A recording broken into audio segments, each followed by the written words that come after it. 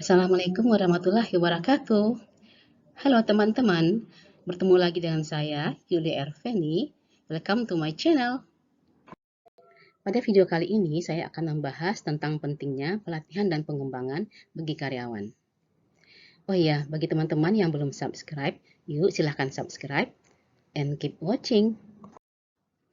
Sebelum kita mempelajari tentang pentingnya pelatihan dan pengembangan bagi karyawan, maka kita harus terlebih dahulu mengetahui pengertian dari pelatihan dan pengembangan karyawan.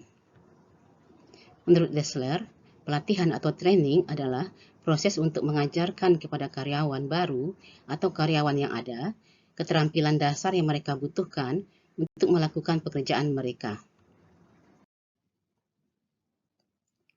Sedangkan pengertian dari pengembangan karyawan, menurut Mondi, pengembangan adalah merupakan pembelajaran yang melampaui pekerjaan saat ini dan memiliki fokus lebih kepada jangka panjang. Tujuan dari pelatihan dan pengembangan karyawan antara lain adalah 1.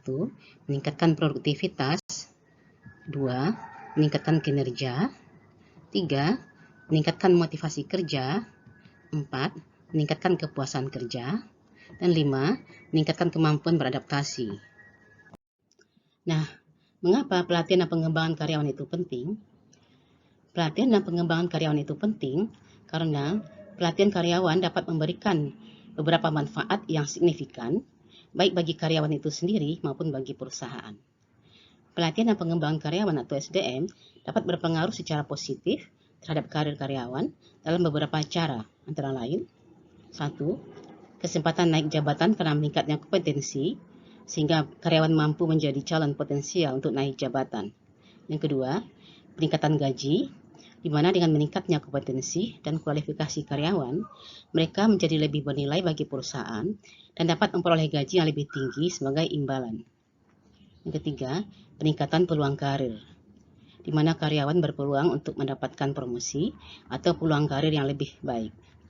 Yang keempat, peningkatan kepuasan kerja, di mana karyawan merasa lebih kompeten dan percaya diri dalam melaksanakan tugas-tugas kerja, sehingga dapat meningkatkan kepuasan kerja mereka. Dan yang kelima, pengembangan keterampilan khusus seperti pelatihan pemimpinan atau leadership, soft skills, technical skills, atau interpersonal skills yang dapat menjadi aset berharga dalam mengembangkan karir mereka.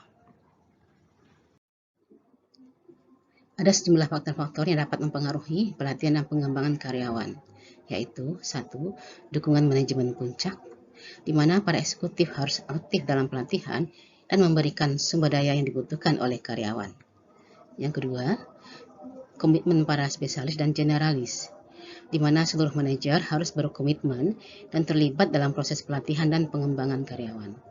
Yang ketiga, kemajuan teknologi, di mana teknologi memberi pengaruh besar pada pelatihan dan pengembangan, khususnya komputer dan internet. Yang keempat, kompleksitas organisasi. Pada struktur organisasi yang lebih sedikit level manajerialnya, akan membuat lebih sederhana pengaturan orang-orang dan tugas-tugas. Yang kelima, gaya belajar, di mana kemampuan menyampaikan pengetahuan yang tepat pada karyawan dapat meningkatkan nilai pelatihan dan pengembangan karyawan. Dan yang keenam, fungsi-fungsi SDM lainnya.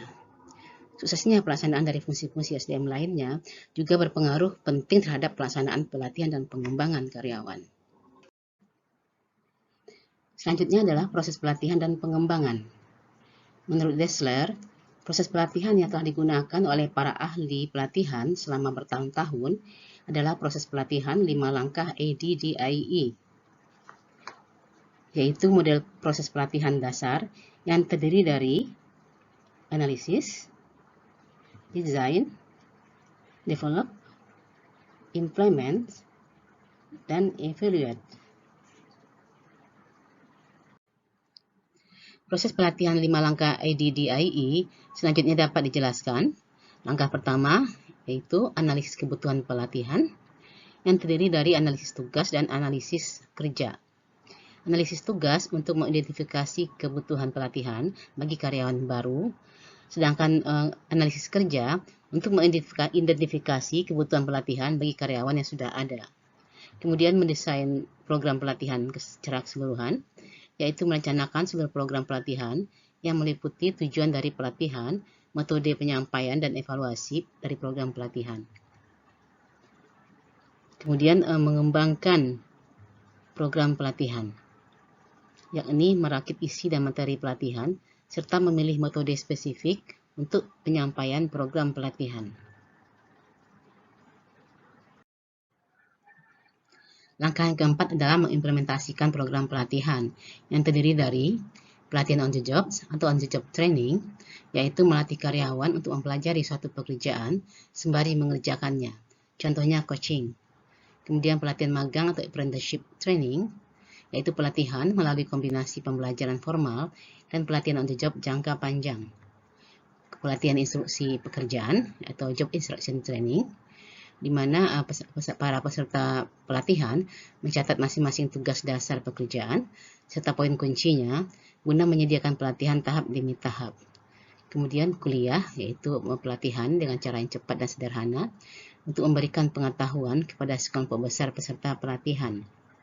Kemudian pembelajaran terprogram atau programs learning merupakan metode sistematis mengajarkan keterampilan pekerjaan dengan memberikan pertanyaan-pertanyaan, kemudian merespon dan memberikan umpan balik segera mengenai akurasi jawabannya.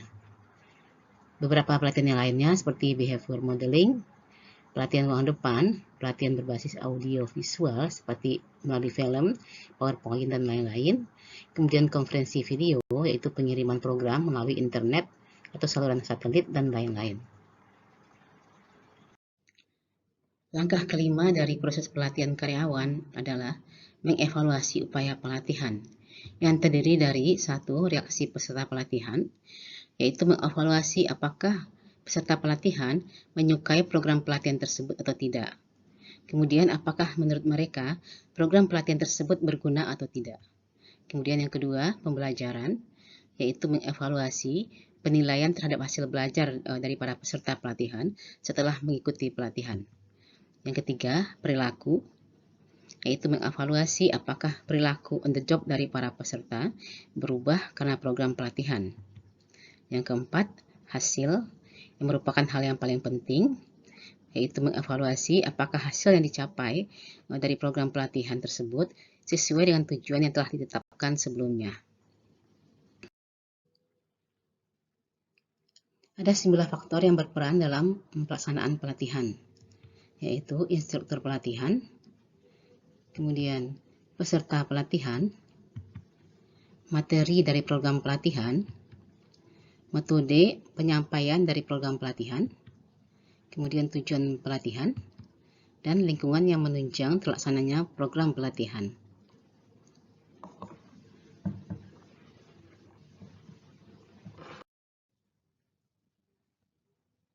Sedangkan faktor-faktor yang berperan dalam pelatihan dan pengembangan adalah 1. Efektivitas biaya, 2. Materi program yang dibutuhkan oleh karyawan, kemudian yang ketiga prinsip-prinsip pembelajaran, yang keempat ketepatan dan kesesuaian fasilitas, yang kelima kemampuan dan preferensi dari peserta pelatihan, dan yang keenam kemampuan dan preferensi dari instruktur pelatihan. Demikian teman-teman yang dapat saya sampaikan pada video kali ini.